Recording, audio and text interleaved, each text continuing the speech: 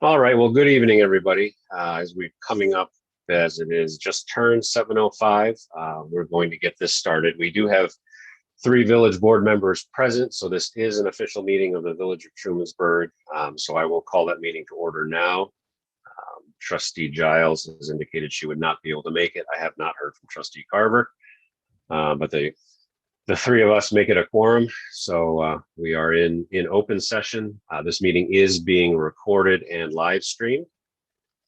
And so the purpose of this special meeting is to take public comment on the draft reimagining police or police reform report. It is our intention, meaning mine and Chief's and Keith's, it is our intention to simply field the comment, any comments that anyone has. We, of course, have been collecting comments via email for the last couple of weeks. That has been open. I believe that our intention is for tonight to be the end of that comment collection period.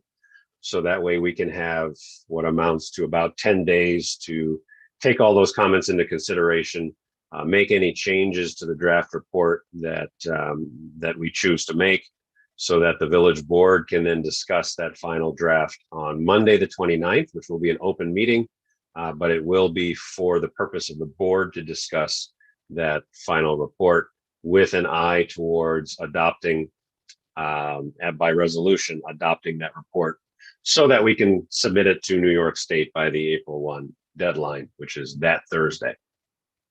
Certainly, if anyone has specific questions that are readily answerable, I don't see any reason why we wouldn't answer those questions. But again, the real purpose of tonight is to solicit and take notes and receive the feedback on the draft report so that we can then take all of the feedback we've collected both tonight and prior to tonight, take it away and go do our homework to decide what the final draft report is going to look like to submit to Albany. So with that, unless Keith or Joe have anything that they would like to say by way of introduction, I'll give you guys a moment if there is anything. I have nothing to get started. Good evening and welcome. So, because we are a relatively small group, I'm not intending to. We're certainly not putting you on the clock for anyone who has anything to say. I would simply ask that you be respectful of other people's time as well, so that if anyone else has anything to say, then they can. If we end up with little to say, then we can go around the room several times. I'm flexible as far as that goes. So I would just suggest that I would ask that while you're not speaking, you do keep your audio on mute. But then beyond that, if anyone would like to go, I'm not going to stick to formality and ask you to click the raise hand button in the Zoom. Just unmute yourself and comment away. Roden, do we just want to start with maybe just as a jumping off point, acknowledging the letter we did receive? Yes. So I wasn't going to acknowledge by name, certainly, the public comment that we've received. We've received a small handful of emails. One of the emails to the public comment email address was essentially a compilation of comments of several individuals, many of whom have participated in the previous meetings.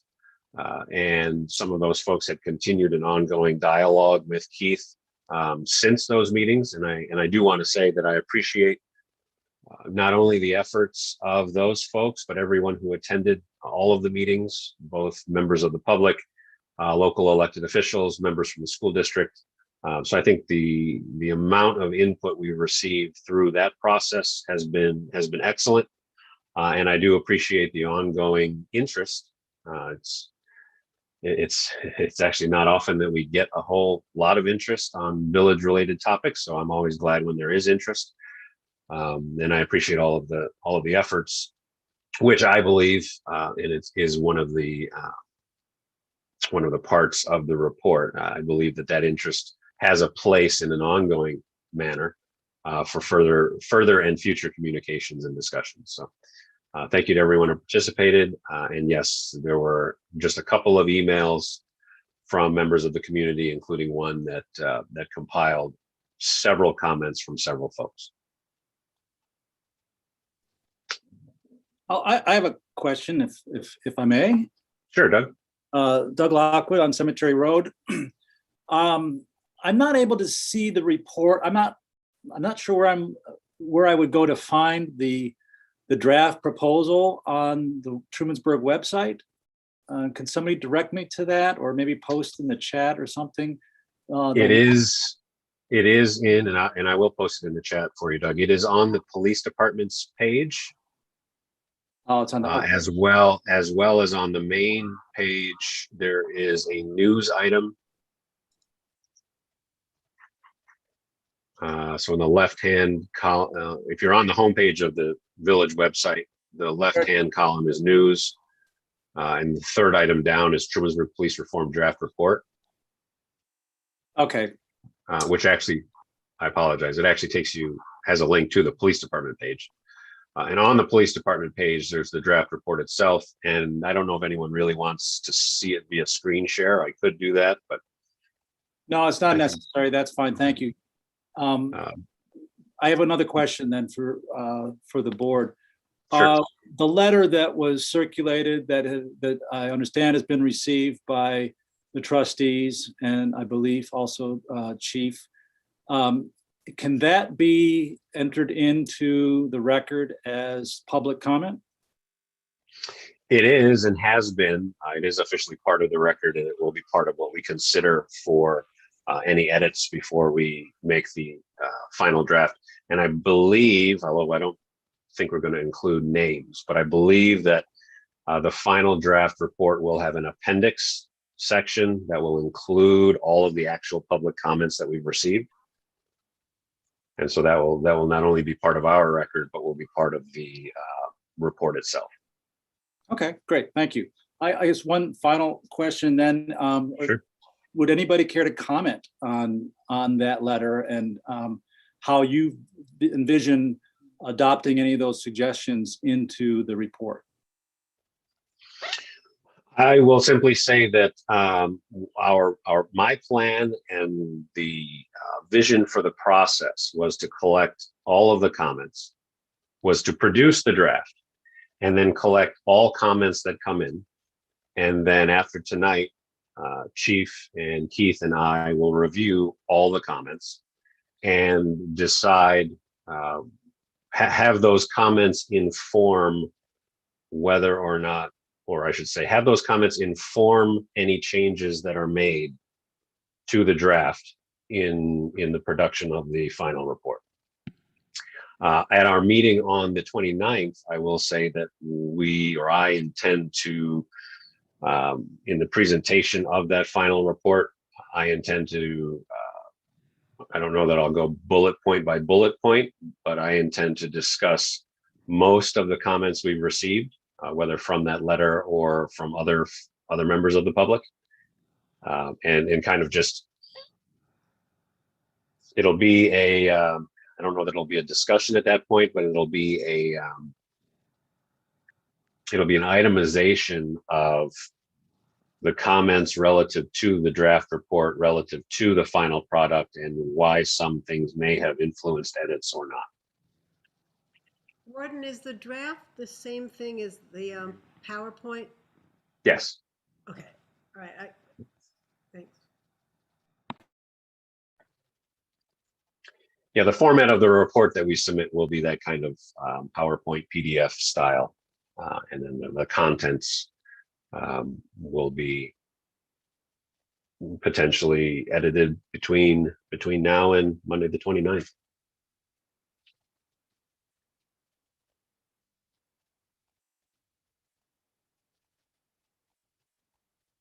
Yeah, I'll just add, Doug, that Road Chief and I haven't had a chance to, as he said, go through the comments. I've certainly read through them multiple times, and already have ideas for how we can better communicate some of those points within the current draft. But the degree of adopting those recommendations and what it'll look like, that, I'll need to talk with Joan Rorden about that, but I found it to be a great document that clearly a lot of time went into, and I think it will be very helpful in making the proposal better, and being more representative of what the people that were most involved in this process would like to see.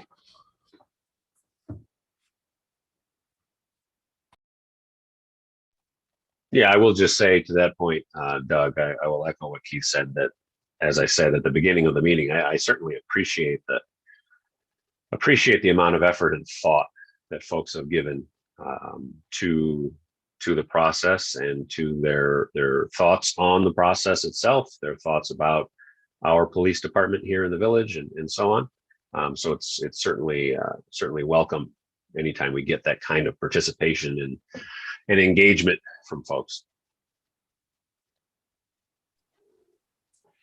Jerry Kraus, hi, good evening. Thanks for hosting this, 108 East Seneca Road. And I was one of the people that did sign that letter, and a lot of work and thought did go into it. So we appreciate you receiving it and considering all the feedback. There was a lot there. I was just kind of joining tonight to see what other members of the public thought, and because I think the letter pretty much reflects my views, and looking forward to beyond April 1st working some more on this project. So thanks for having us. Thanks, Jerry. Yeah, into that, Jerry, I think that's, again, we'll get into this, I think, more in the next meeting with the board, but I think Joan Rorden, we're all in agreement that, while the state has a deadline for this proposal, we don't see this as the end of this conversation. We see it as just the beginning. It's really kind of just kicking things off for this community to have a discussion, an ongoing discussion about public safety in the community, and how we can provide the best department and the best service that's respectful of everybody in the village and all those that we serve. So I think that's an important point, is that, coming out of this, this is really kind of going to springboard, I think, a deeper dialogue that will help everyone feel more confident that they understand the department, and they have confidence that it's providing the service that it should.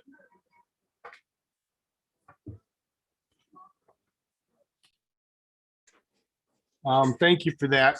I do have one question. I saw in the goals getting accreditation, and I think that's a pretty big task. When I was looking over the criteria and those sorts of things, I'm not sure how we would plan to approach that, but is that something that you would be looking at in the near future or down the road?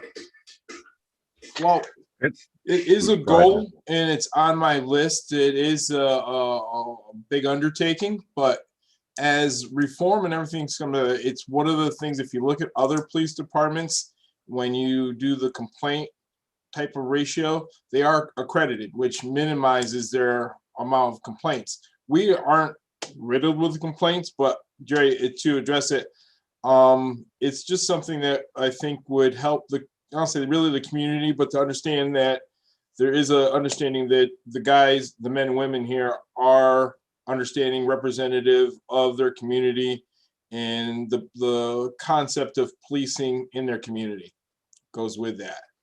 I mean, it is a big undertaking. I don't have a date and time to complete it or moving forward with it. It's a ongoing process. And I will just add to that, Jerry, that it was one of the first things that I spoke to Joe about when we first even began talking about whether he would be willing to become chief back in 2018.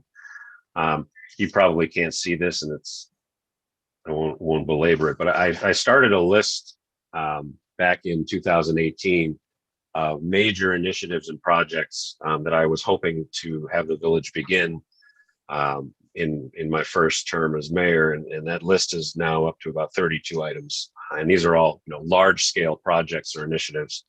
And accreditation is one of them. And I know that when Joe and I had talked about it, he said that'd be fantastic. And it's a really big lift. And I knew that.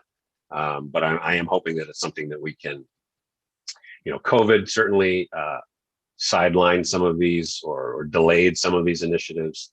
And then this police reform process actually, I think in some ways was a bit of a kickstart to an accreditation process because of the internal review that takes place. So I'm hoping to be able to continue that over the next couple of years. Thank you. And I'll also add that I think after we put out the proposal and Rorden and I and Joe were talking and we were talking about accreditation and we realized, that's, you clearly researched it, Jerry, but we felt that that's probably something we should maybe even explain. So I think that's going to get its own slide in the revision, just so everyone understands kind of what that means.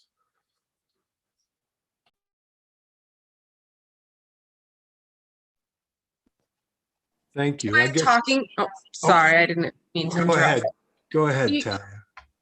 I'm Talia. I actually live outside the village, but I've been participating in all the meetings and the letter that was written and appreciate all the work that's being done.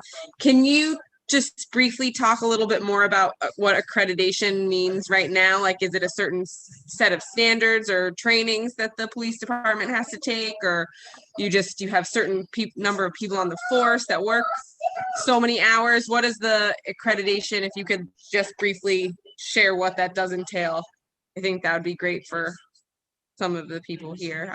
Yeah, it's basically, and Joe, fill in the blanks, please. It's basically it's primarily, and I'll use this phrase, and I don't mean it as a pejorative, but it's paper. So it's a set of standards that New York State Department of Criminal Justice Services has set for things like record keeping, record retention policies. How up to date are your policies? How frequently are they reviewed? How often do you revise them? So it's kind of if you're, and again, weak analogy time, if your owner's manual is really well written and really well up to date, that's kind of what New York State is looking for in a department accreditation. I'm familiar with when the Tompkins County Sheriff's Office attempted to get their jail accredited 10, 15 years ago or so. And it had to do a lot with the kinds of things that I would grossly characterize as record keeping. So how tight are your records? How good are your policies? How well documented are they? How quickly can you produce A, B, or C at Albany's request, that kind of thing. So, Chief, fill in any other details, but that's basically from where I sit. That's a lot of what it would entail for the village. Yeah, on my desk, for those who come in, the manual sits on my desk as something that's not out of sight or out of mind. But to what the mayor's saying is, it's A through Z, all the steps that a uniformed police officer knows about the department, from interviewing to how to handle evidence to everything in between. The officers are just quizzed to the function of the department. It's like having a 100-point checklist, and you have to check every point within this manual standards, a book of standards they give to be accredited.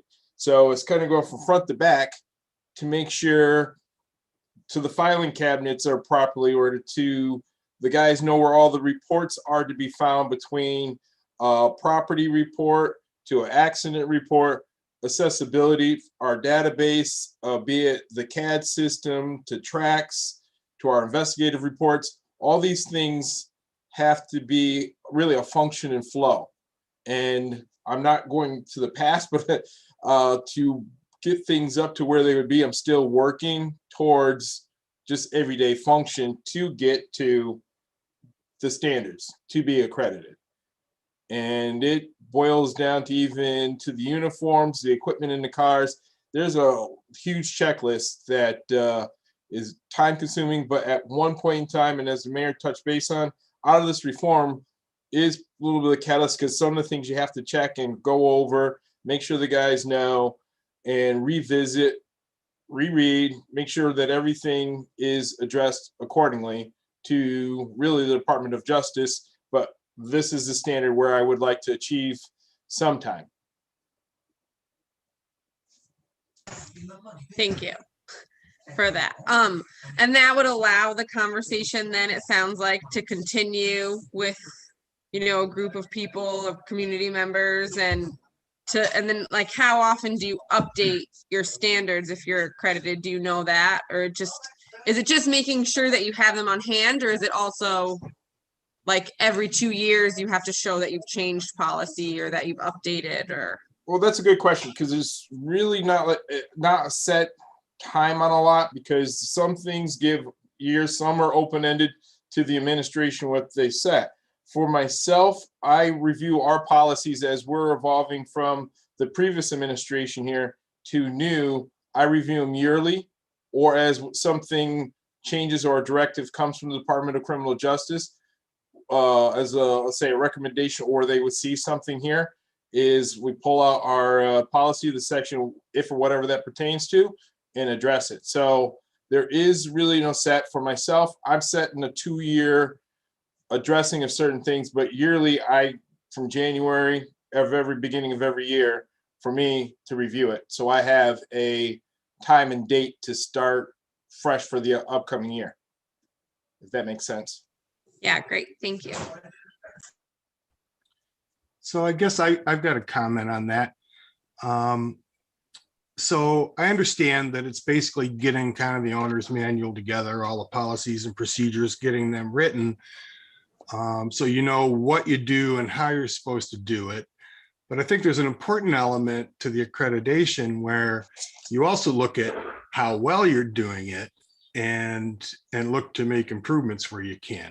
So there's an internal audit, I guess, that would be part of that, a self-assessment. Is there an external agency or accreditation body that does a review and a site visit or anything? It would be the Department of Criminal Justice. Really, they are open anytime they could do a spot check. But as it goes, it would be a request upon us to request them to come give us an accreditation once we hit all the checkpoints. And you're right, like on the grievance form and different issues, we have to make sure all these things that are outlined in the standards and compliance is that everything's lined up by what they're set up as guidelines, and that's where you build from. Thanks a lot. Any other comment? I see, just for your benefit, Johanna, since you just joined us, welcome. This is because there are 3 village board members present, we have a quorum, so this is an official village board meeting. It is being recorded and we are live streaming. The purpose of the meeting tonight is simply to take public comment on the draft. We, at the beginning of the meeting, did acknowledge just a couple of emails. We were not inundated with public comment. A couple of emails from folks with comments on the draft. We acknowledged the collective or collated comments of the group that has continued to work with and have a dialogue with Keith since those earlier meetings. We appreciate all the thought and effort that went into all of that. Our intention is to take all comment, both submitted via email and taken tonight. And then Chief and Keith and I will go away and look through in detail all of the comments we've received to inform whatever edits or changes we may make in the draft. For presentation to the board, to the village board, on Monday the 29th. That evening, we will review the draft, review the final draft, have any board discussion related to it, with the intention of adopting it so that we can submit it to Albany by April 1.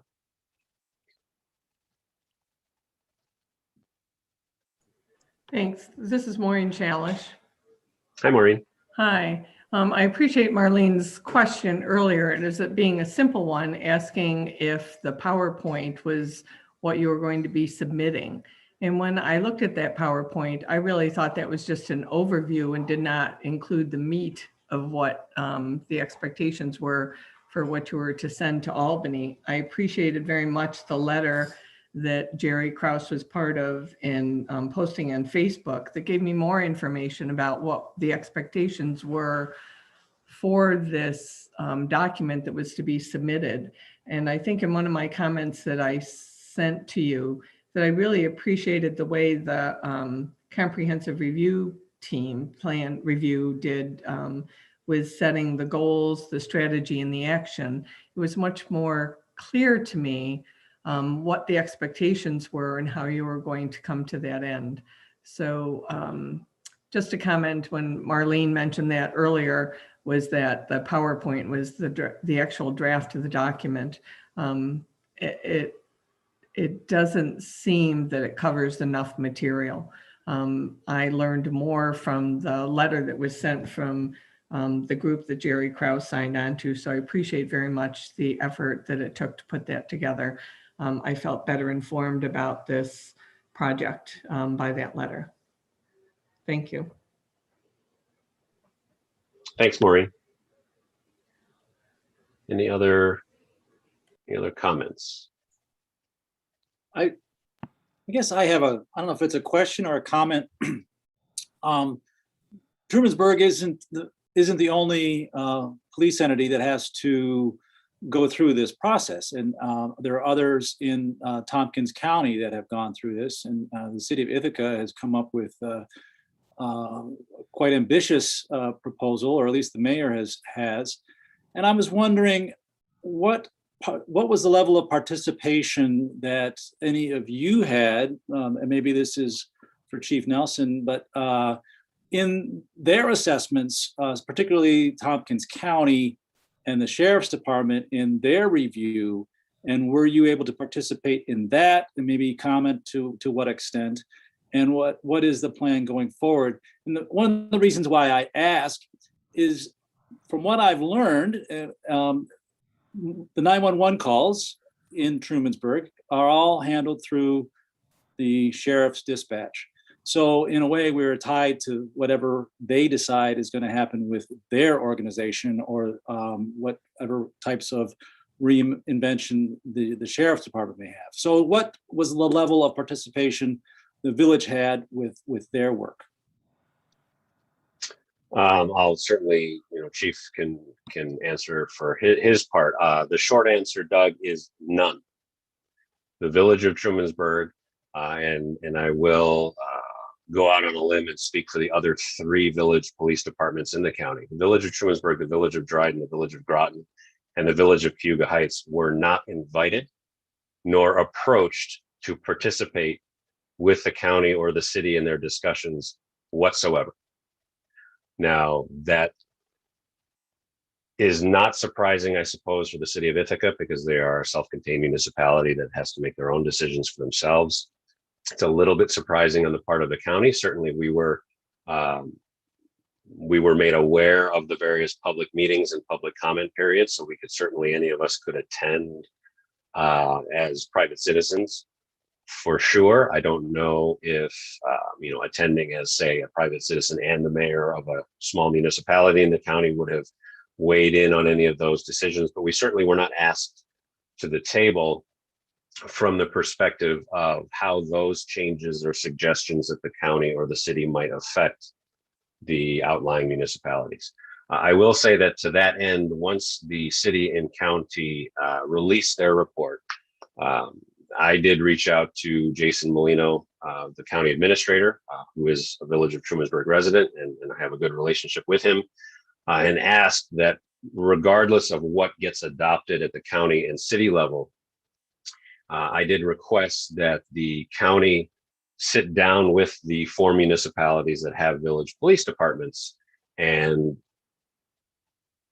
engage in a discussion about what law enforcement might look like at the county level, particularly with respect to crisis management, crisis incident management, those kinds of things that that frankly occur not on a large scale, thankfully, and not by large numbers, but with regularity. So 2 to 3 times a year, there is something that warrants a crisis management type response from somewhere, whether it's a bomb threat, whether it's a hostage situation kind of thing.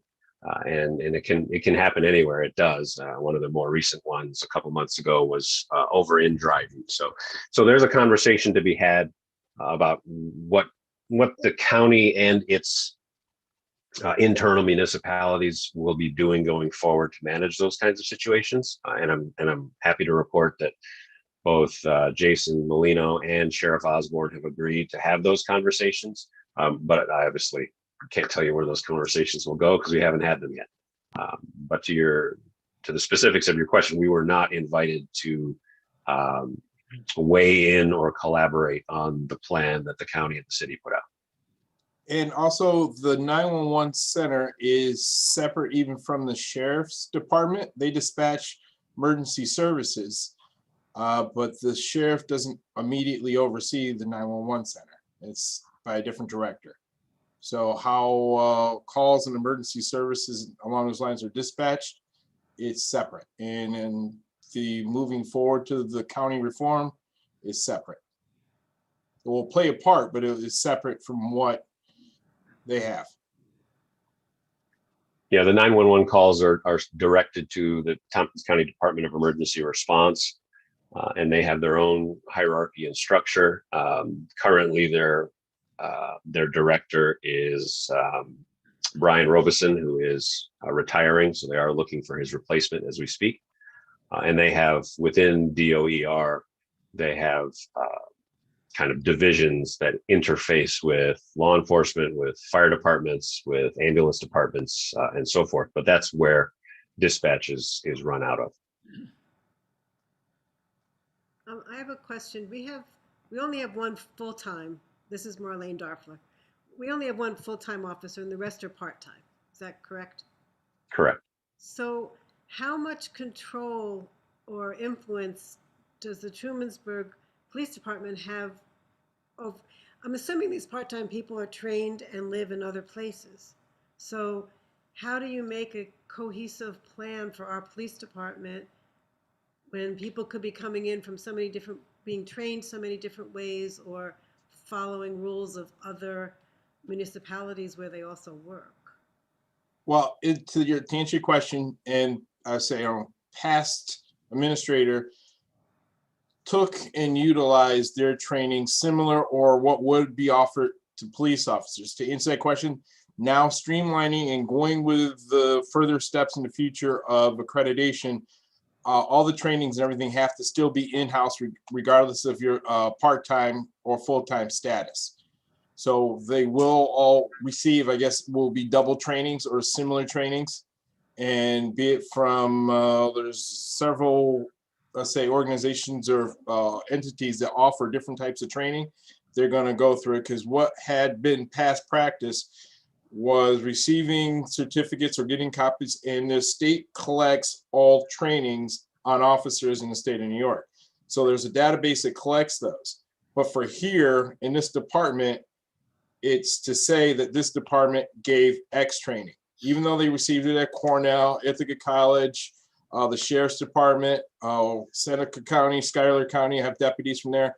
They have to receive it here as well. Do you see them as pretty similar or coordinated? I mean, are people being trained? Well, that's depending on what it is.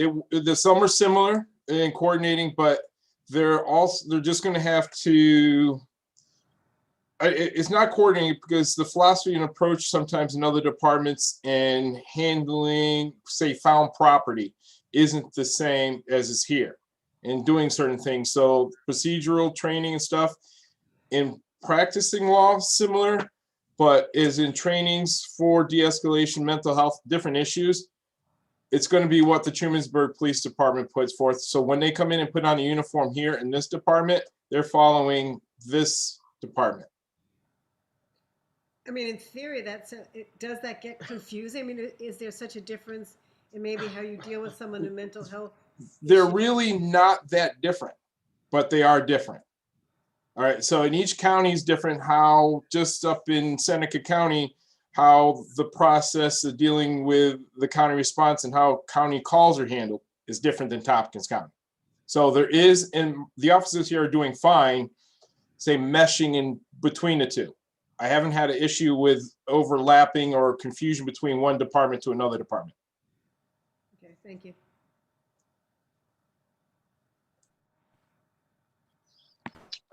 Any other comments? Looking at a couple names that haven't said anything on my screen, if anyone Oh, wants I'll to. unmute. Okay. Hi, this is Carol Boberts. I did sign on to the letter. I was part of the group that continued to work. I want to thank the village for the work that they've done. The process itself, I was disappointed because it wasn't as collaborative as I had really hoped. I knew we had there were 3 different meetings and so on, but I was really hoping there would be able to be more communication and collaboration. And I know times of COVID, that's harder, and I certainly understand that. I really want to continue the process in the future, so I'm glad to hear that you're looking toward that. I know we're a small town and we don't have the diversity that, say, the city of Ithaca has. But one of the things that concerns me is I've also listened to the programs for Tompkins County and Ithaca, and one of the big issues they spoke about was the issue of trust. And I do think that there is still a real issue of trust here with people of color. And I urged a couple of friends to participate, and they wanted to have nothing to do with this. And that concerned me that people of color weren't, I'm sure you reached out to them, but they didn't feel comfortable being part of this. So I'm really hoping that as we continue, that's an area we can really focus on too, is how to bring them into the community. Because I think, I want every single resident and even people just driving through our town to feel like this is a safe place and they belong here. So I'm hoping that as we go forward after the April 1st plan is submitted, that we can look more at the issues of diversity and implicit bias and how that might affect some of the people in our community. But thank you for all the work that you've done on it. I sure appreciated it. And that's all. Thanks, Carol. Appreciate it.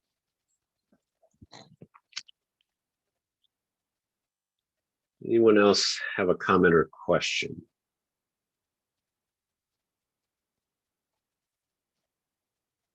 It's only 7:42. We've got time.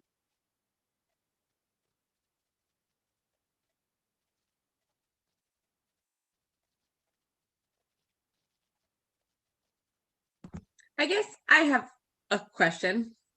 Sure. I'm sure that this is something that you will address when you talk to the sheriff's office, but with the city of Ithaca's plan, from what I've looked at, it seems like they're going to rely heavily on the sheriff's office to fill in some of their gaps. So how does that work for times that we also would need sheriff's coverage, or how does that affect the village? Or will we be able to hire another officer to replace that time that we rely on the sheriff? Or how does that, since they didn't invite you to the table, it doesn't seem like that's something that they've considered. So I'm just want to make sure that you're going to make sure they consider that, or how do we make up for, or how do we consider that, I guess? I don't know if you're setting me up or not, Talia. That's one of those great questions. They have considered it, and the reason why I know for sure that they've considered it is because I sent a letter back in October. This was separate from the police reform conversation. It was when the city of Ithaca was going through their budget process, and they were considering cutting some of the unfilled but open police officers' position. I sent a letter which was co-signed by 9 other mayors and supervisors in the county. And when you consider that there are only 15 municipalities in the county outside of the city and the county itself, I thought that was a pretty decent number. And the letter basically said that the city of Ithaca needs to make its decisions as best they can with respect to their budgets and their departments, but we wanted them to be aware that their staffing of their police department, which at the time and currently they still do have a police department, their staffing in the city of Ithaca does have a significant ripple effect to the rest of the county. Particularly, if you'll recall, last fall there was several very heated protests on a couple of weekends in October. There were a couple of violent crime incidents within a few days of that, unrelated to the protests, but it actually was a snapshot in time where the sheriff's department, all of the deputies on duty in the county at the time, were in the city of Ithaca. And on one particular case that Joe and I remember vividly, just by the luck of the draw, this our one officer on duty was the only available police officer between Waterloo and the city of Ithaca, because the Seneca County Sheriff's deputy on duty was also on a call somewhere. So it is a concern. When I sent that letter to the city, it was roundly rebuffed by both Mayor Myrick and a couple of members of Common Council, as essentially the response was basically, all of you outlying municipalities need to increase your staffing, which is a perfectly fair response from their perspective. But it didn't, I was somewhat disappointed because it didn't speak of the collaborative attitude municipalities in this county have historically had. I think of the Health Consortium, which has been a runaway success, would never have happened if municipalities weren't willing to work together. So it is a conversation, Talia, that I have had with Jason Molino. It is going to be part of the conversations with both he and Sheriff Osborne of, what does this look like going forward? There is a version of this movie, if you want to call it that, where the reforms, the initiatives that the city of Ithaca want to adopt, if they are approved by the state, which is a question mark, if those reforms are so successful that the crime rate countywide drops so significantly that the current staffing levels at the sheriff's department are not strained, then we won't have any issues. The flip side to that is just looking at the statistics, looking at the numbers, some percentage of the 17 or 16,000, 16,500, I think was the number, calls that the Ithaca Police Department took in 2020. Some significant percentage of those are what we would call traditional crimes, and whatever the city has in place, if it's not able to adequately address that, then the Sheriff's Department will be the next responding agency, and that will have a ripple effect on particularly the rural towns like Ulysses that don't have their own police force. Does that mean that the town of Ulysses is going to have to come to the village of Trumansburg and ask for us to do some type of law enforcement coverage the way they do for fire and EMS? I don't know. That's certainly a possibility. But all of those things are up in the air, and all of that conversation is yet to be had, and we will be having it. Just as an aside, and it's not, you picked the right question, Talia. It's not relevant to law enforcement, but there is a significant conversation that is already brewing among the municipalities outside of the city with respect to if their reform process goes forward. And I fully support, hey, my sainted mother, when she first became a doctor, she was the on-call physician at the then Willard Psychiatric Center. So I have a long historical view of what the mental health system has been like in this country over the last 40 plus years. I think folks are done a real disservice when they are in trouble, and the types of response that tends to come their way is either not adequate, or it's not the right type of response for their need. But just looking statistically, if some meaningful percentage, and I've seen numbers as high as 50%, I'll be conservative and say 25% of Ithaca Police Department's 16,000 calls, and 25% of those are mental health, and they are diverted away from law enforcement, as I think they probably should be. It is in some respects going to now fall on the medical community. So that then means that Bang's ambulance, which responds to 11,000 calls a year, is now picking up 4,000 more. So they're increasing their call volume by nearly 40%. Village of Trumansburg EMS and Dryden Ambulance already back Bang's up several times a week because Bang's call volume is so high. So while all of the focus of the reform is on the law enforcement aspect, we're really talking about a comprehensive emergency response approach that is going to be shifting calls from one type of emergency response to another, that is going to have a dramatic effect on the outlying EMS and ambulance departments.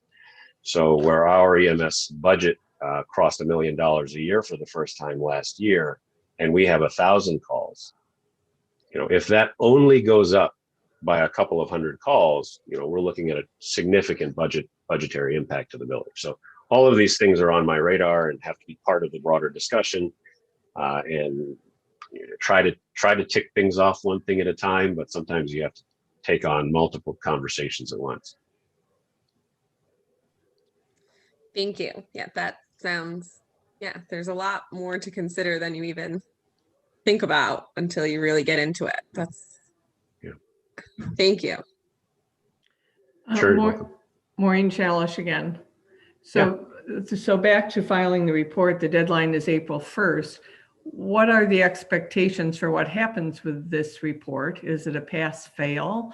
Are there standards you need to meet? And if you don't, New York will get back to you and say you need to change this? Or is this just a mandate of something you file and nothing happens with it? I think you can probably guess what my answer is from your time on the school board, Maureen. This is a mandate of the governor to produce a report. The only recourse, the only legal recourse, which the executive order placed, and there's some question as to whether it would hold up in court or not, but the recourse for those municipalities that don't file the report Tied to funding. is that they can have some of their grant funding withheld. Yeah. It's not clear whether he could even touch AIM funding. It's only your grant funding for the police department that can be withheld if you apply for, a grant for Stop DWI program or some of these other programs through the state. So there isn't a process by which the governor legally, of course, we can always end up testing some of that in court someday, but there isn't a process by which the governor legally can come back to a municipal police department and say, we want you to change X, Y, or Z in your report or else. To use the phrase of our excellent village attorney, municipalities have a certain amount of sovereign status when it comes to their own, it's municipal home rule. There's a certain amount of sovereignty that municipalities have. So the strings that the governor has available to him to pull to get municipalities to do things is basically money. Money talks. So that's how the executive order was worded. I'm sure it was worded that way because not only is he an attorney, but he has lots of attorneys working for him who understand all of those aspects. So going forward, we're submitting this thing to the state because basically we want to, because we don't want to miss out on future grant opportunities. What it has opened up for us as a community and as a village, I think, as a separate conversation from the report itself, I think is what will be most useful long-term. I wasn't going to say this tonight. I was going to wait till the 29th, but since it seems to be a recurring theme, I've been thinking for several months, even before this process, I've been thinking for several months about forming some type of a law enforcement committee of some kind. It wouldn't be an oversight committee because the village board is the only organization that can have oversight over a village department. But as I think back over my time on the village board, I realized that, like everything in life, you don't know what you don't know. And so I think many members of the community are perhaps discovering for the first time that there's some things they don't know about one of their local departments that they would like to know more about. I think that when new village board members come on and kind of learn the ins and outs and workings of some of these departments, I think that a lot of them are quite surprised at the level of detail and attention to detail that is paid to some of these things. And so I think for residents and community members who want to remain engaged, I think there's a real role for some type of collaborative process. Or I'll give you an example, Maureen. It was probably 8 or 9 years ago now. There was a village meeting, and I can't remember the circumstances exactly, but it was fairly well attended. Actually, it may have been a caucus now that I think about it. But there were probably 40 people there, and they had some questions about the police department. They had a lot of questions about certain types of police calls. And someone was suggesting that we should be publishing more details, not just numbers and types, but details of calls. And I asked a kind of a very pointed question. I said, do you really want to know about that particular assault or that particular incident, when it occurred, where it occurred, even removing names? There's a certain level of, well, it's like medicine, there's a certain level of gory detail that we intentionally don't make public. And the consensus in the room that night was, despite 1 or 2 people saying yes, they wanted to see that level of detail, most people said, I'm fine with not knowing too much. I think there's a place for folks who do want to know more, that don't want to take the time to run for office and then have access to as much detail as they want, and don't want to come to a village board meeting, which has always been kind of the default position of many a village board. Well, if you want to know more, come to a meeting, so they're going to sit through a 3-hour meeting to get the 5 minutes worth of information that they're really there for. I think there's a place for a committee that made up of folks who are engaged, who do want to know more about how the sausage is made, so to speak, as well as kind of what informs that process. So I have yet to talk to Joe in any detail about it to get his feedback. He looks scared at the moment. I hope he doesn't think that type of a committee would be an issue, but I don't think it would. I think particularly coming out of this process, if folks want to remain that engaged, I think there's a lot of information that would be certainly a lot of feedback that would be helpful to us. But also I think a lot of information that would be potentially eye-opening for folks that we would not want to necessarily share, blanketly with the public. Thank you.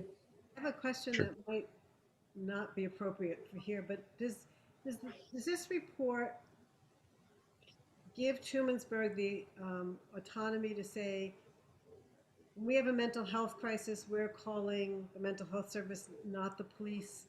We don't work in a vacuum, and would we get to make that decision? Can that come in this report that say this is how we deal with calls that come in that are clearly mental health issues? Do we have the right to say this is how we're doing it? The short answer is no, and the medium length answer is sort of. So we don't have the ability to field our own calls our own way. So you have an emergency, whatever the type, you have to dial 911. That is what it is. Unless that changes, which would be an Albany level decision, even the county can't make that change. When you dial 911, that call is routed to the county emergency response department, and they choose who and how to dispatch. And so when it's a fire, they send the fire department and probably the ambulance. If it's EMS, they'll definitely send the ambulance and maybe law enforcement. So there's discretion on the part of the dispatcher as to who they send. The responding agency doesn't have a choice to ignore that call. The agency has to respond. And then whether it's ambulance, do we need to give this person, can we treat and release this person? Do we need to give them a ride to the hospital, or do we need to call for the medevac? There's decisions made at that moment as to the best way to respond. And law enforcement has that same amount of discretion. Well, this person, and Joe can, elaborate on this if he wants, this person should be going to the hospital, not jail, as a very rough example. But in order to change what agency or members of agency are tasked to initially respond to that call, that has to be a change at the 911 level. So That has to be But then no matter what we would come up with as a report here that you're handing in, we really don't have a say in. So we've got this report, we can say we want to deal with mental health this way, we want to deal with blah, blah, but we really don't seem that we have a choice. Well, years ago, when Investigator Padula was killed in the city of Ithaca while responding and assisting uniforms with a mental health person, out of that came interaction with or on call, I think there were 3 counselors from the mental health. That they have since retired and moved on. That was a program or a joint effort to work together on mental health calls.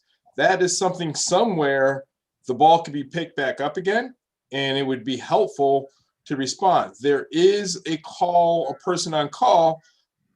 We haven't experienced it here, but through how my members here work for other departments, I don't know dates, times, and figures, but people on the mental health side are informed, triaged, and they move on. And the officer really is left to make the call. And in the world of getting a person the necessary help, the officer leans more and tends more like, we'll take you to the hospital for a mental health evaluation. And when that person under the mental health law obviously poses harm to themselves or someone else, it's the best thing to do. And that's really it. That's what officer has to fall back on. Over time and experience, they get to work and understand where people in crisis are coming from, but they still need to render some type of assistance. And if the county mental health isn't responding out, that the officer is left to address it the best of the way he or she feels that gets that person the attention they need. And again, they tend to call the ambulance or transport the person themselves to the hospital, and for a mental health person at the hospital to evaluate that person. Well, because Warden was saying that one of the things, there's a possibility that in Ithaca, some calls would start to go directly to mental health. Is that? I don't know. That could be a possibility, but everything. Okay, well, I guess if I heard that right, Warden, is that what you said, Warden? That some. Yeah. So with that, I'm sorry. Okay, so if that happened, like if Ithaca says, this is how we're doing it, this is the end result, and some calls are going to go not through police, but through mental health, does that automatically change what Trumansburg does? Because we have to follow that because we're calling in to 911? I guess I'm kind of confused. I don't see how it all works together or not. So there's a lot to unpack here, actually. If we're talking about specifically the city of Ithaca and their proposal, the city of Ithaca saying we want these calls to go to a certain place does not automatically mean it goes there. There has to be a collaboration with the county and Department of Emergency Response and dispatch to then push those calls in a particular direction. Today, and my concern is that as of this minute, the only other place those calls could go would be to kind of the medical side of things. In my conversations with Jason Molino, he, and I can't disagree with this, he would like to revive, and I don't know if he's even aware of the specifics of that program that Chief mentioned, but he would like to revive that that program. I think he would, because he's talking about, ramping up spending on the mental health services side of things to create more available response in that end of the spectrum. And if that then did exist, then certainly 911 dispatch would have some other people to call, depending again on the type of call. How that then affects, say, the village of Trumansburg or Groton, Dryden, Hugo Heights will again depend on the call type and the availability of what would, I suppose, be a county level response agency of some kind, whether it's out of the existing Department of Social Services wing or the Mental Health Services wing. Where they're housed is what, the devil in the details that the county has to figure out.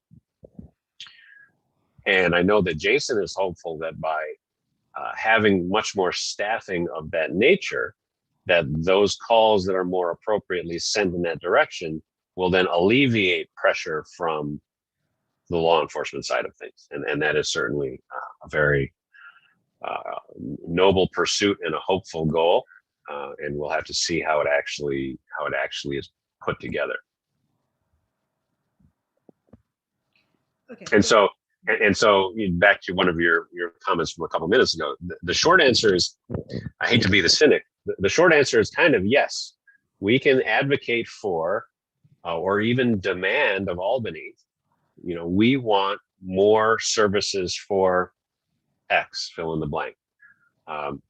And yet at the same time, we don't necessarily have the ability to make that happen ourselves as a standalone municipality. We need layers of change to occur from the county on up to the state in order to facilitate that. Okay, all right, thanks. I have a comment I'd like to make back to what Maureen had mentioned or asked about a couple minutes ago. What's the result of this report? And talking in the terms of lawyers, there's the intent of the law and the letter of the law. And so in applying those same terms to this report, yeah, the letter of the law says we need to submit a report, check the boxes, and that's it, and we're done. But what was the intent of doing this report? And so I just wanted to comment that I'm encouraged to hear Mayor Hart talk about forming a committee and getting, this is moving forward, and there's more to come from doing this report than just checking a box and sending it off to Albany. So that's my comment I just wanted to make. Thank you. Thanks, Ted. I have a comment and a couple questions too. Kind of along those lines, it's kind of zooming back out, big picture. But the task from the governor came out a while ago. And, I know it's crunch time trying to meet the April 1 deadline. But the mandate, yes, I agree, was to produce a report. But I really think the mandate, along the lines of what Doug was just saying, is really to address racism in law enforcement systems. And I guess I'm trying to figure out if we perceive that there's a problem or not. Do we view that there's a problem with racism in Trumansburg? Let me back up 1 second. Along with the mandate came a guidebook with detailed ways to go about doing this assessment, assessment and reinvention process. So there's a ton of information there, and I know it's a lot, but I'm hoping at some point we can get back to starting to do that, what was intended with the process. So going forward, a couple things. How can we get feedback from people of color, those who live here, those who grew up here and don't live here anymore, to gain perspective on being Black in Trumansburg? And what can the TPD and the village do to fight racism and hate, to inform, to educate, and to unify our community?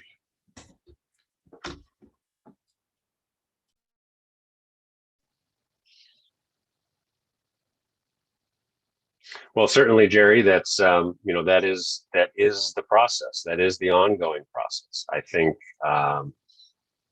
your first part of your question was, what can we do to encourage people of color, either who live here or grew up here, to participate in these things?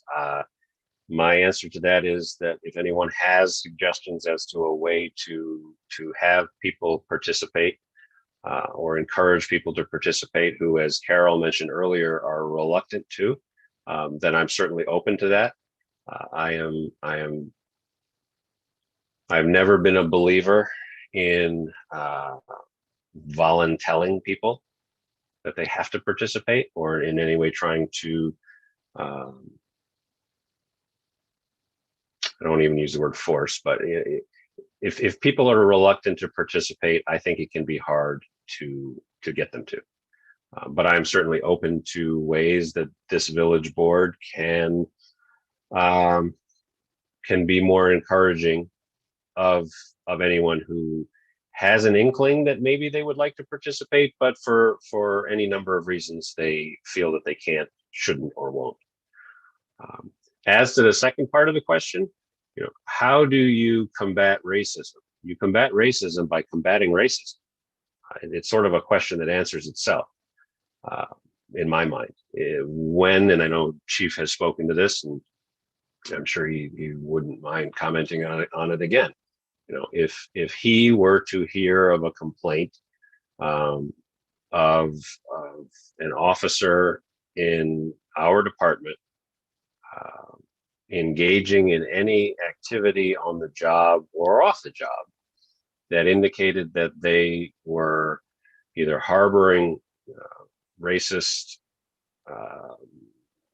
motivations or were overtly acting on that basis, and that accusation could be substantiated, they wouldn't be here. They wouldn't be here for hours, let alone days after that substantiation. So I think it might not be a neatly packaged answer that if we just do A, B, and C, then we will never have to deal with a problem again. I think you stand vigilant against the thing that you don't want to have happen, and that is an ongoing, tireless effort that can't ever stop or be concluded, because the minute you stop or consider it mission accomplished, is when something like that rears its head again. Also, Jerry, it's hard for me to sit in where racism is everywhere, not just in police departments. So for this department, and as the mayor said, and I'm strongly being me behind it, it's not tolerated in law enforcement, but it has. So for this department, this area, I only could comment, it's not tolerated. And to move forward where we end racism and everybody's equal, one person, one entity is not going to do it. It's a collective. So for this department, I can't change the world by myself. So to answer your question, when I work here, it's not tolerated. If it rears its ugly head, I will address it. And that's it in a nutshell. We have our anti-bias policy. We have all the way officers are supposed to hold themselves and carry themselves. And if someone steps out of line and is you doing something or something that offends somebody and people aren't treated fairly and it is substantiated and I open up a personnel investigation, it is. And the process here in the village is, I take it to the trustees. I have to substantiate it to the trustees, and the trustees will say yes or no, and it is. It's a course of investigation. And right now, working on 3 years of being here, it hasn't. But if it will, and I'm not going to sit here flying that it wouldn't happen, but the current staff hasn't given me any issues or any concerns to address it. And it wouldn't be anything lightly swept under the rug for this place or anything like that. That's just not the way it happens. So speaking to the people of color in our neighborhood and choose not to step up, that obviously is their choice. But I'm clearly here to listen. And if there is a problem or issues or even somewhere else outside the village, I'm more than willing to see what we can do to address issues elsewhere. And it's not to be tolerated to disrespect everybody, anybody, regardless of who or what you are. That's my belief. But then people see me as, oh, he's a police officer. They don't see that I'm a person of color. So I sit here and I find it really, really hard to say in this department, in this area, yes, do people racist live in the village of Trimblesburg? Most likely. I haven't come across them yet. But the problem is we as a people need to stop. That's it.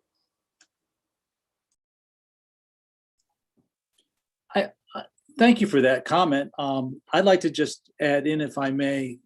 I really appreciate that this level of intolerance is not going to be allowed in our department, and we are going to, if it ever comes up, we're going to deal with that. So I appreciate that. One of the things that I'm feeling right now is that these are reactive things. Okay, if something comes up, then we will do this, and I think I would like to hear a little bit more about proactive. What are we going to do to ensure that it doesn't happen? And I'm not saying that this falls on the police department or on you, Chief, but as a village and as the whole community, as not only just the village of the trustees, but as a community, what can we all do to be more proactive and not just say, oh, we're going to react if something happens, but what can we do to reach out to those people of color, to reach out to people in the community to say, get more involved, we support you, it's a safe place, we can have these discussions. And that's what I'd like to see going forward, is ways that open the doors for more discussions.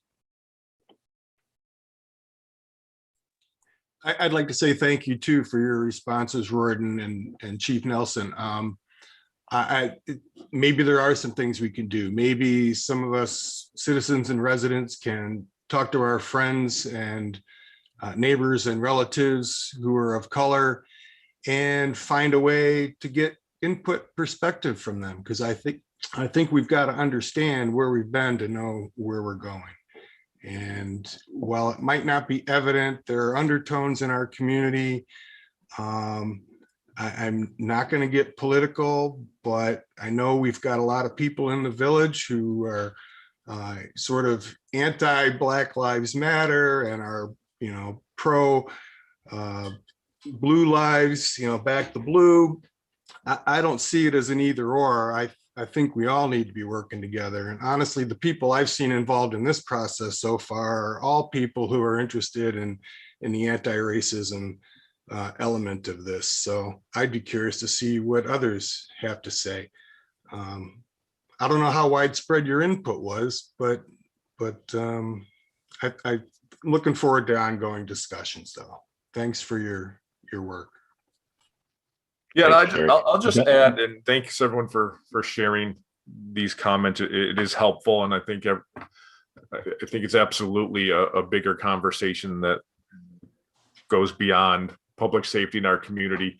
And actually, I believe it was our June board meeting.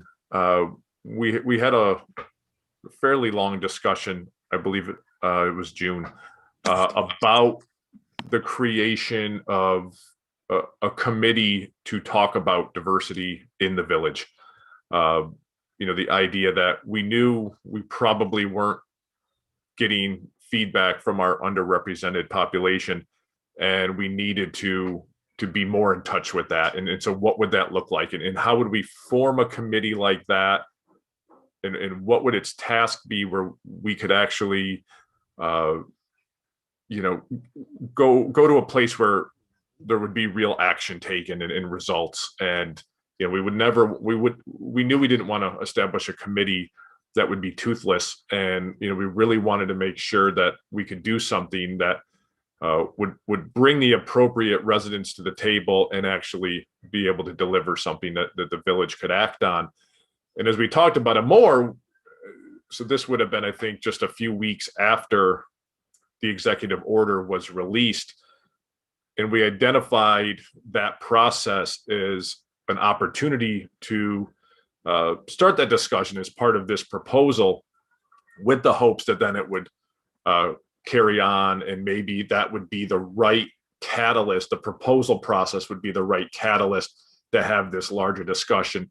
And and that's kind of what we've discussed here tonight, is what the future of that looks like.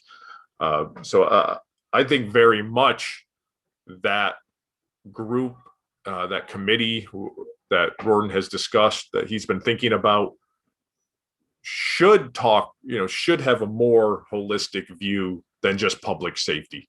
It should incorporate a lot of the issues within this executive order and what this order aims to address. And I do agree with the sentiment that, the question was asked, how is the state going to grade us? And my opinion is that means very little to me. I think it's more about how we decide we're grading ourselves. I think it's about how the residents of our community grade us and grade our plan. I think that's more important to me. I want a passing grade from Trumansburg, more than I'm worried about whether or not Albany is going to take the time to review our proposal. So, I think that's more important. I think you were kind of saying, Doug, the intent. And I think at the local level is where we're going to get into the intent, more than we would if we simply tried to appease Albany and then left it at that. So, and I think that grading process can be short-term. I mean, I hope we get that this proposal, when we make these changes, and I've taken some great notes tonight, will deliver on that in the short term, but at the same time, understand that the long term, that's going to be a longer process. And, and I like, like what Gordon and Joe are saying, that I think that process should, when you grade, that process should really never end. It should be an annual grade. When we get together for our state of the village addresses, we should be able to talk about what was our grade for this past year. Did we have incidences that reflect, that are a negative reflection of what we're trying to get to, or where we want to be, or what we think we are? And if that's the case, then how are we going to fix that? Clearly there, so I think you always have to be looking for, looking for holes in your processes and, your plans. That work never ends, or shouldn't end. And hopefully this long-term group, and, and part of that task will be, I think, how we bring everyone into that group. And so I think that's one of the clear notes that I've taken is, how do we get the perspectives of who we're talking about here?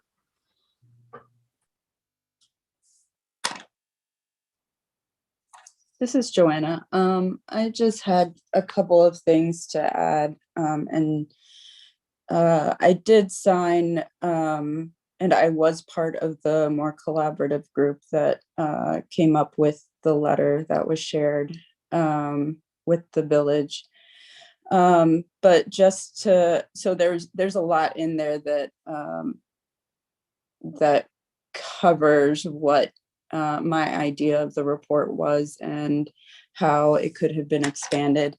But even from the discussion today, there were things to take away for, to continue the development of this document. And some of the things that I really want to point out is that, to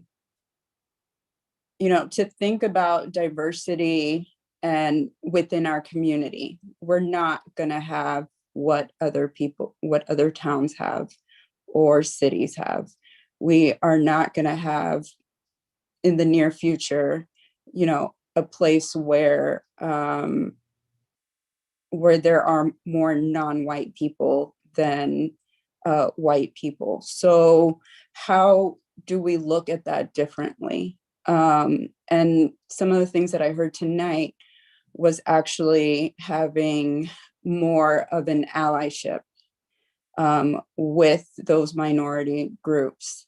And how do we develop that? So I think that piece of the discussion should be part of the documentation.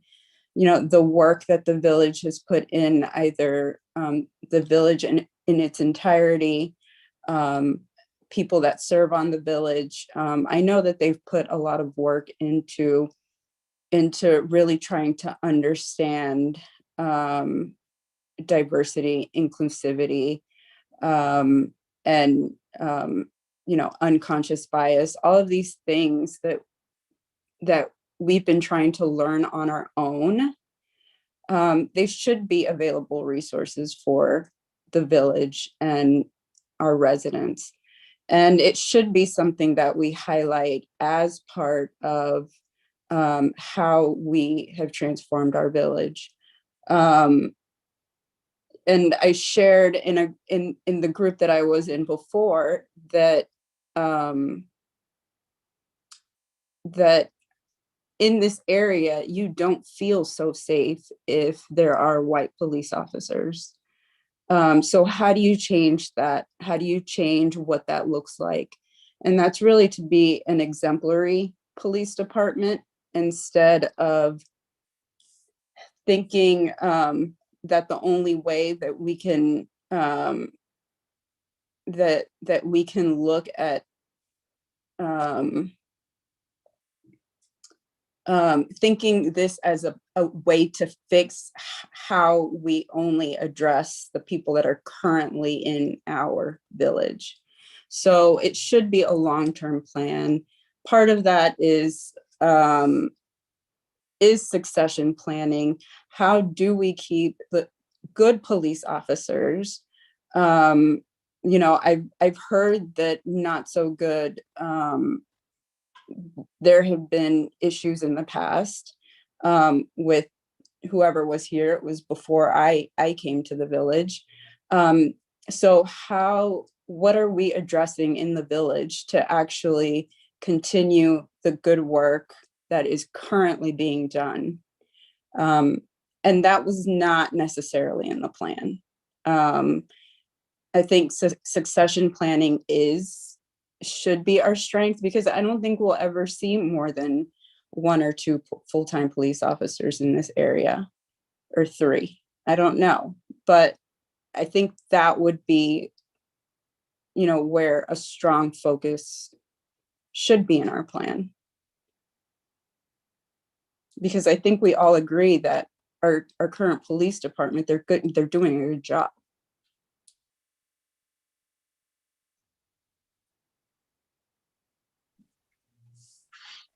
Thanks, Joanna.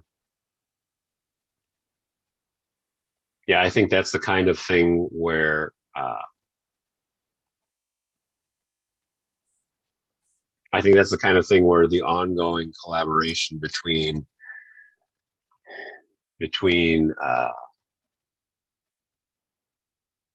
interested and eager. I think it's the eager part. I think a lot of people are interested, but you have to be eager to participate. Is a bit of an X factor for what keeps people committed to a long-term engagement. There's a desire. I know I'm somewhat similar along these lines. There's a desire to try to codify things and make things. I'm a planner by profession as well, so you want to try to put things in a package that will carry forward for the long term, and then life gets in the way. In government itself, elections happen. Succession planning is something I think a lot about in a lot of different avenues of my life. I wish I could say that there is any way to create real succession planning in municipal government. I think the best we can do is what we have the ability to do where it was at Kennedy, and do what you can with what you have where you are. Our job is to do the best that we can here today, because the reality is we don't have as much control as we would like over who's going to be here tomorrow. Joe, when Joe finally retires in 20 years, then whatever board is in place at that time is going to hire a chief, and there's not a thing we can do today to bind the hands of that board to hire hire the type of individual we would want to see be the chief of this department.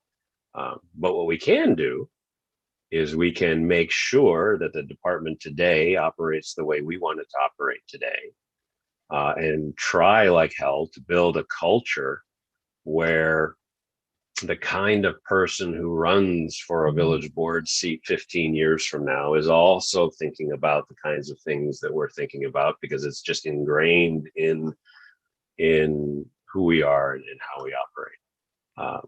That's work. I mean, I never want to compare residents to kids, but when you're talking about future residents making future decisions after maybe we're long gone, I think it's as monumental a task as trying to raise kids to become, respectful, productive adults at some point in the future, that where we may not even see what that outcome, or we may not be around to see what that outcome actually is. So it's work. And to that end, I will just say that, for those of you who are here tonight, if anyone's watching, my challenge to all of you, if you'll indulge me, my challenge to all of you is to stay engaged and not a year or 2 years from now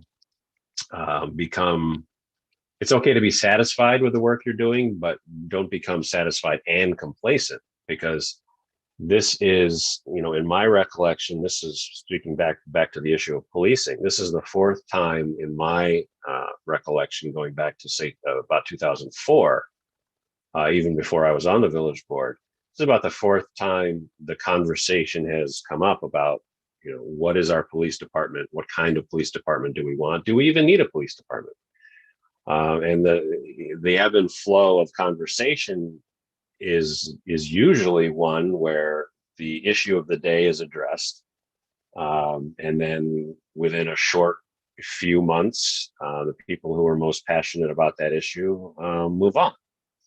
And so I think my challenge to you folks is, if you're passionate about this and want to see this work continue and progress,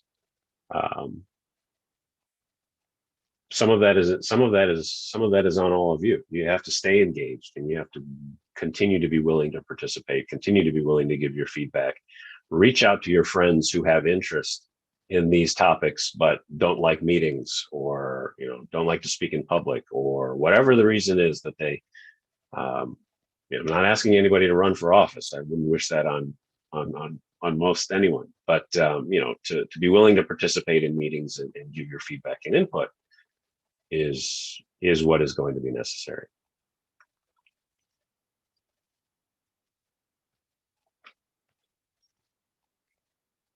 Any other thoughts or comments on the draft report in particular, or anything else in general?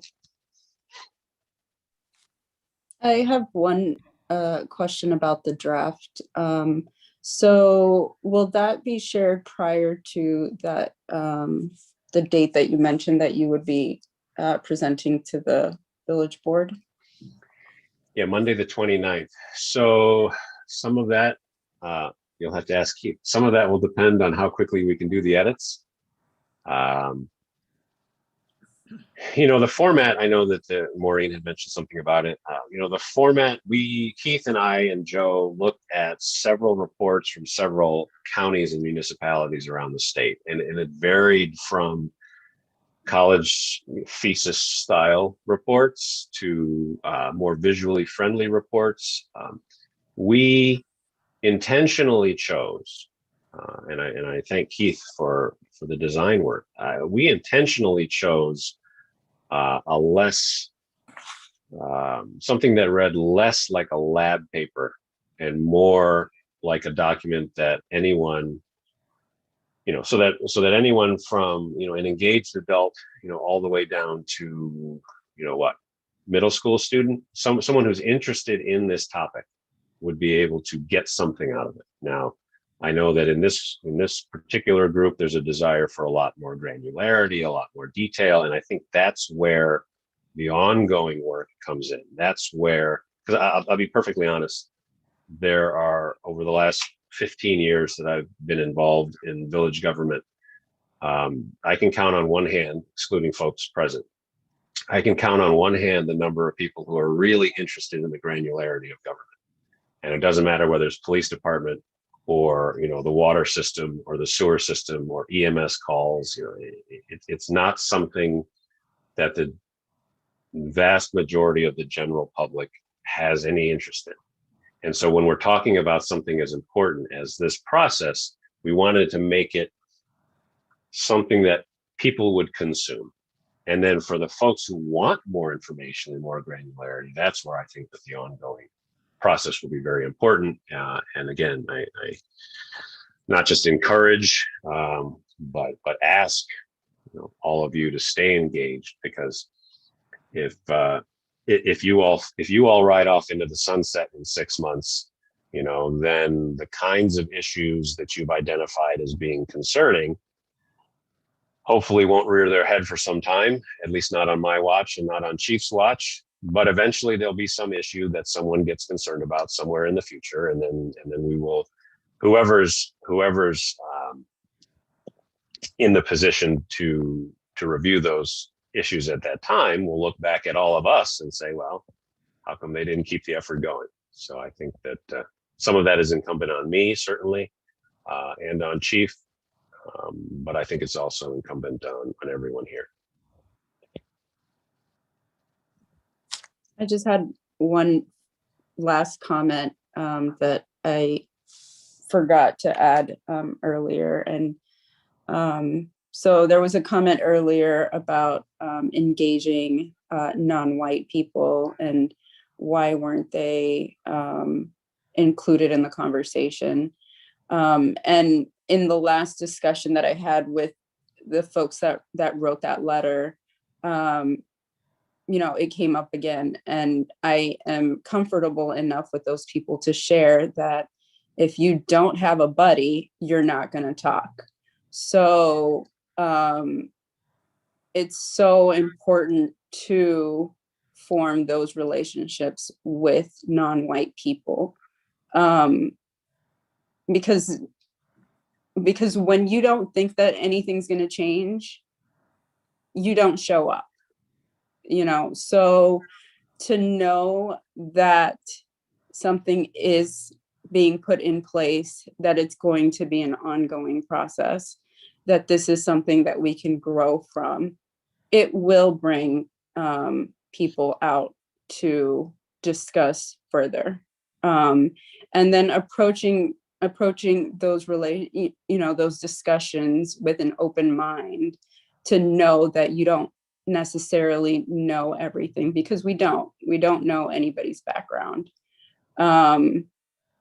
You don't know what those people have gone through. You only see you only see me on the screen, but you don't see all of the other stuff that's going on behind the screen. So I think that's where we have to go as a community. And you're right, you have to do the work. And you know, I see a lot of people within our community that are doing that work, which it's made me more comfortable to be more outspoken. But I also don't want to be the only non-white person that shows up at every meeting. If you know, people understand that. So I think it is going to be an ongoing process, and sometimes it's going to have to be a push, not just leaving it because nobody shows up at the meeting, because, you know, we have that issue too. And the way that you get people in your meetings is by creating drama, right? So. And also white people have to learn to stand back too, because I can see how intimidating, or I can imagine how intimidating it must be, first of all, not to have that buddy to bring with you, but we tend to take over and we're running things, and it becomes incumbent on us to learn how to stand back. Right. Yeah. Yeah. I've definitely learned how to take up space. So that's been my thing lately, is telling people you need to take up your own space. And I think being able to tell people that really gives them a platform and a reason to be outspoken. So that's my thought on that. But thanks so much for letting us have another discussion, because I think there are definitely things in today's meetings that should be added to that document, and even things that you talked about in our other roundtables that were discussed that were not placed in the document. I was kind of surprised about. So yeah.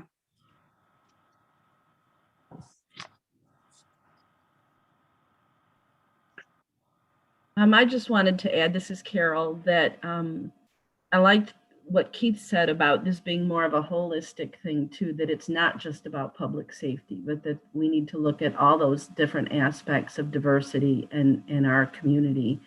I know my children happen to be Asian, and they've been flipped off more in the village of Trumansburg since the virus started than I'd like to admit, just walking down the street. So I think there certainly is a racism problem here in Trumansburg.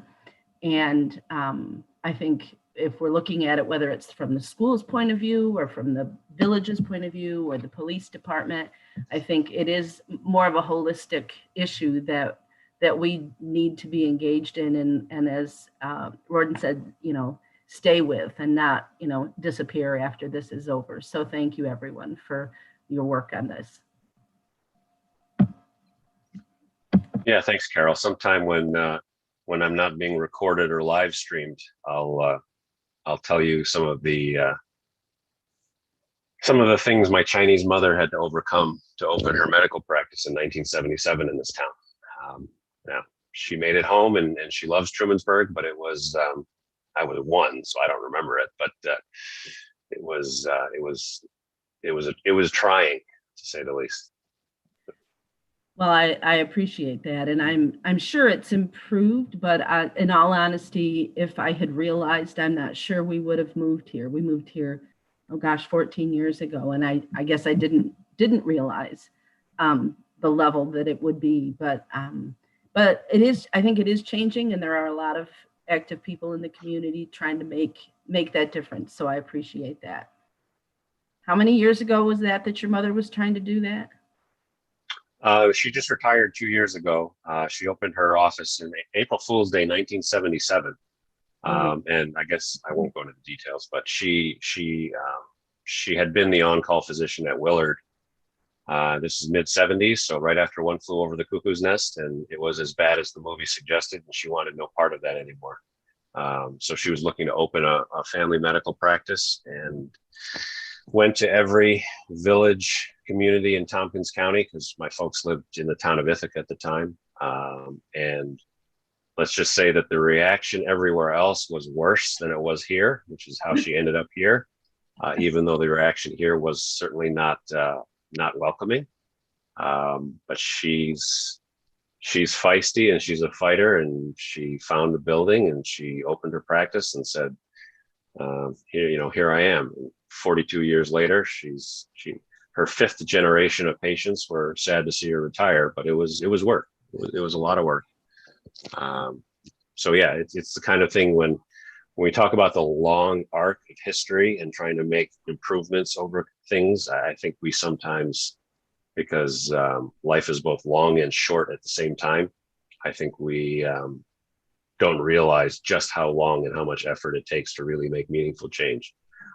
And so that's why I encourage all of you, and since I've scooped myself and told you all about this committee I'm thinking about, if those of you who would like to, I don't want it to be an unwieldy state legislature sized committee, but those of you who are interested in participating in it, that want to commit to regular ongoing meetings, whether in person or via Zoom. It's going to start getting nice this weekend, so maybe we can gather in person outside someday. Please let me know. Email me directly if you would like to continue to participate in this, the version 2.0 of this collaboration as we move forward. Yeah, and to what we just talked about, I think that the collaboration, the long-term collaboration is so important because, there used to, there's an old saying that all politics is local, but now I think all national politics is local, because we communicate with people on a national level now with social media. We're, we're not just talking to our neighbors about issues. We're influenced by things happening all over the world, and the people in our community are influenced by those things, both the good and the nasty, and the fictional. And it's a whole new era of disinformation and hate and discrimination, and it's coming in a way that can be generated and spread faster than ever. And that's why this proposal is important, and you have, I pledge to make it is the best it can be, incorporating more of this feedback. But if we want to be the community that I think everyone in this Zoom right now wants us to be, then it's going to be ongoing, because those outside factors are never going to stop. It might get better for a while, and then somebody might come along that inspires, a new round of discrimination and hate that we have to, if we have these ongoing discussions, behind us and ongoing, then I think we're in a much better position to always be, protecting ourselves from that kind of behavior, and so we don't get flipped off walking down the street. But that's gonna take, we have to bring everyone to the table to make that happen, and I think we can. Gordon, this committee you're talking about, it's not just around policing. You're saying it's a Well, I had initially thought it would be surrounding law enforcement and public safety, since that was kind of the topic, but I certainly am well, I know that the school had talked about, because I had signed up to be, this was going to come out of the school, and it was going to be, and nothing has ever happened with it. COVID happened, I guess, is what happened with it. But I was just interested to, are you seeing this as a piece? Or are you seeing it as more integrated into the community? I'm interested, so I should talk to you. I could just talk to you more. Yeah, I'm actually kind of open to where it goes and grows organically. I think it might be law enforcement today, but something else tomorrow. I think that's possible. I honestly, I think Joe might have an opinion on this too.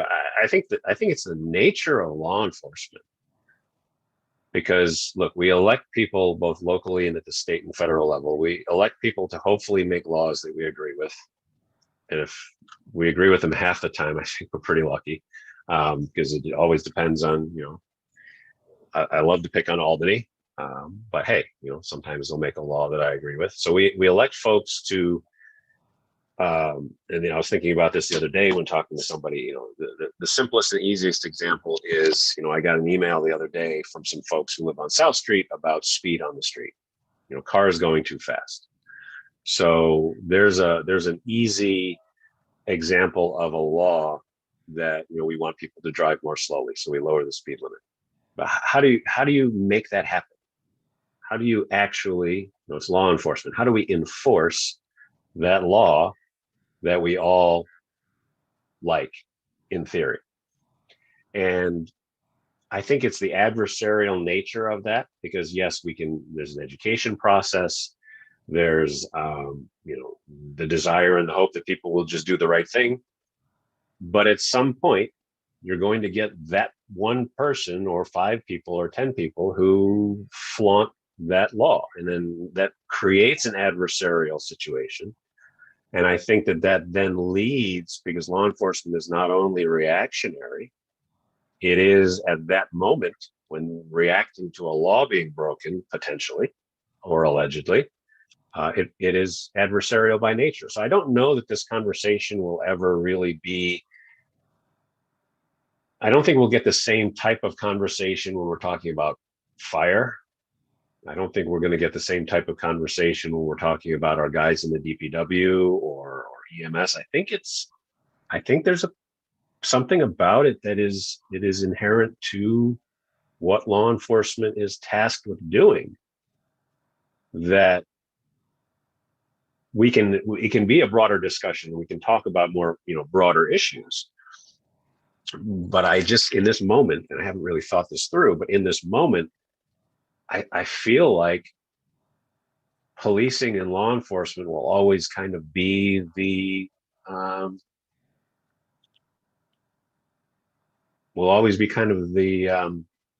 focal point of these kinds of conversations, for better or worse. And maybe that just means that that's where the committee will be initially tasked with, with their focus, and it can broaden from there.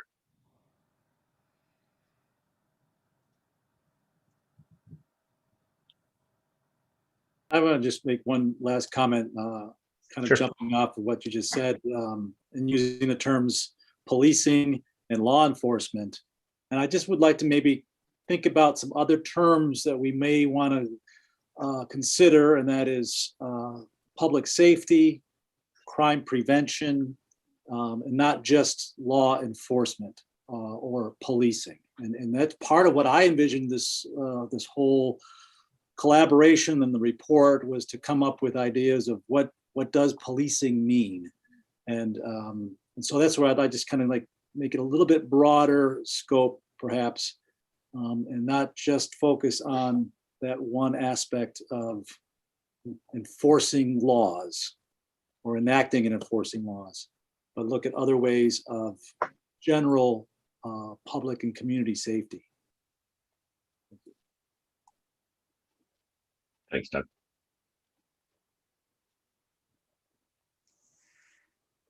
Any other thoughts, comments, or questions as we wind forward to the 9 o'clock hour?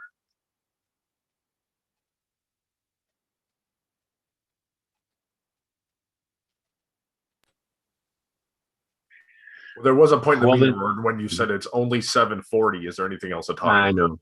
know. I should know better. I should definitely know better. Well, I want to thank everyone for coming. I certainly want to thank you all for your comments tonight, your input throughout this process. I encourage, hope, challenge those of you who have been engaged to remain so. Let me know if you're interested in participating in this yet to be named committee with a yet to be named scope, but we kind of have an idea of what its purpose is over the long term. We will be taking all of these comments, as I said at the beginning of the meeting, taking all of these comments under advisement as to how to inform any edits in the draft proposal for what we will send to Albany. But again, that is to satisfy Albany, not necessarily to satisfy ourselves in what we know is going to be an ongoing and longer discussion. So with that, thank you, everyone. We will have the final draft proposal hopefully towards the end of next week, ahead of the meeting on the 29th. That meeting will certainly be open for those who want to attend, and we'll go from there. Good night. Thanks, everyone. Keith or Ben, do you want to make a motion to adjourn? I'll move. Second. Then I will call this meeting adjourned. Thank you, everybody. Thank you. Thank you.